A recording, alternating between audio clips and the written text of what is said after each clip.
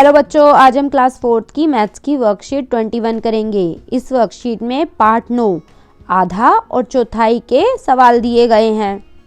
First question है, टीना अपनी रोटी को मोनी के साथ बांटना चाहती है। इस रोटी को टीना और मोनी में बराबर बांटिए। तो आप अपनी रोटी को बराबर कैसे बांट सकते हैं? बीच में से काट कर। तो इसलिए मैंने इस रोटी को बीच में से काट कर दिखाया हुआ है और ये बराबर बराबर हिस्सों में बंट गई है। नेक्स्ट क्वेश्चन है, हाँ पर सही का निशान लगाओ यदि दी गई आकृतियां बराबर भागों में बांटी गई है।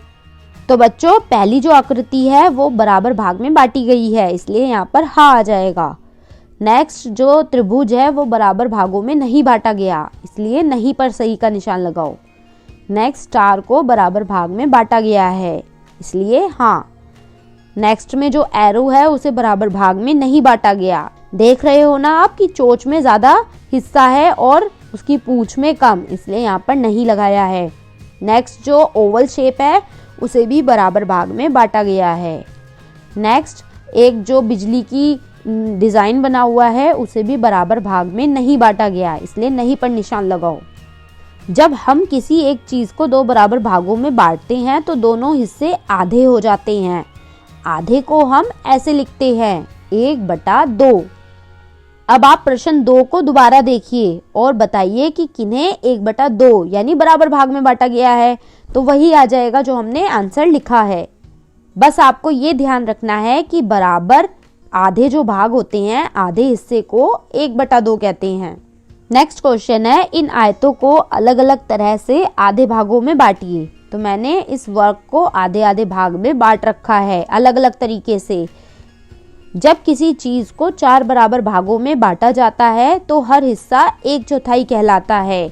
1/4 को हम ऐसे लिखते हैं 1/4। बच्चों, अगर हम एक चीज को 4 बराबर भागों में बांटेंगे तो उसका हर एक भाग 1/4 कहलाएगा, यानी 1/4 कहलाएगा। आज रितु का जन्मदिन है। उसकी मम्मी ने एक केक बनाया है। उन्होंने केक को 4 बराबर भागों में बांटा। अब 4 बराबर भागों में देखो, आप देख रहे हो चित्र में बराबर बांट कर दिखाया गया है। तो हर एक को यानी रितु को, उसके भाई को, मम्मी को और पापा को कितना केक मिलेगा? 1/4 भाग मिलेगा। तो मैंने सब में 1/4 भाग लिखा हुआ है। पूरे केक को 4 भागों में बांटा इसलिए नीचे 4 आया और हर एक को एक हिस्सा मिला इसलिए ऊपर 1 आया है। इसे 1/4 बोलेंगे, यानी 4 में से 1 हिस्सा। जब रितु के पापा ने अपना केक उसको दिया तो उसके पास 1/4 केक के 2 हिस्से हो गए। इसको हम 2/4 लिखते हैं।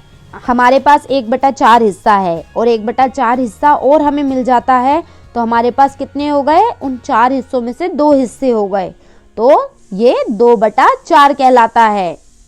बच्चों, किसी चीज के हिस्सों को भाग कहते हैं।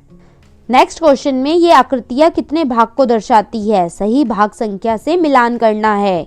हमें एक वर्ग दे रखा है जिसे 2 हिस्सों में बांटा गया है, तो इसे क्या बोलेंगे?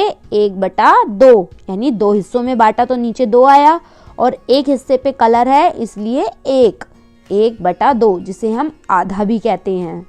नेक्स्ट चित्र में एक वर्ग को 3 हिस्सों में बांटा है और एक पर ग्रीन कलर कर रखा है, तो इसे बोलेंगे 1/3 यानी 1/4।